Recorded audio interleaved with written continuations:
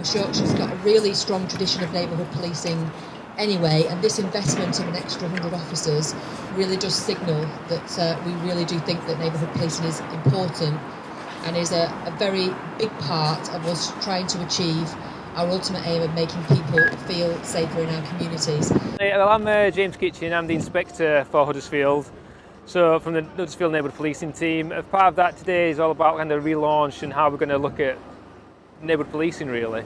So it's about putting officers back on the streets, in the communities, listening to what the community's problems are and actually responding to those and dealing with what they want us to deal with really.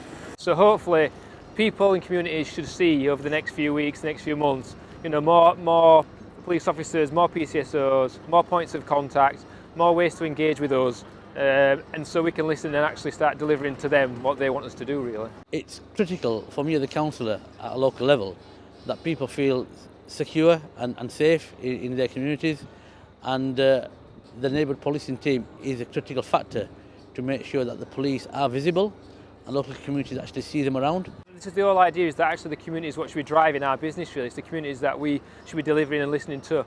So we always try to do it, and we've continued to try and do it, but actually having those views, opinions, the points of what they want us to do and where they want us to be at certain times, then that's what it's all about for us. And it's about solving their problems and helping with them. It's not about us just doing it for them, it's about doing it with them.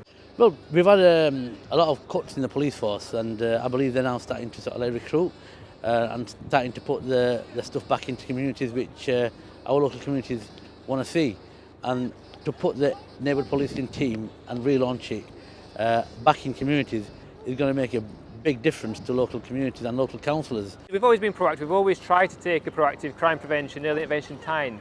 But what happens is, as the demands increase and people ring us, we've always got to go to calls for service. So if that gets busy, we've always got to send police officers when people ring us and want us. So that does take us away from the kind of things that we'd like to do. And this is kind of a real emphasis or realignment of some of those staffing to be able to get to that preventative kind of model of working. When I was a young lad, we used to have a bobby walking around the streets, and the key thing for me was, and being Asian myself, was that bobby was somebody who we actually looked up to. He knew the community, he knew a lot of the elders in the community, and I think that community spirit and that kind of community engagement can only be brought back by bobbies on the street, and that's what NPT is all about.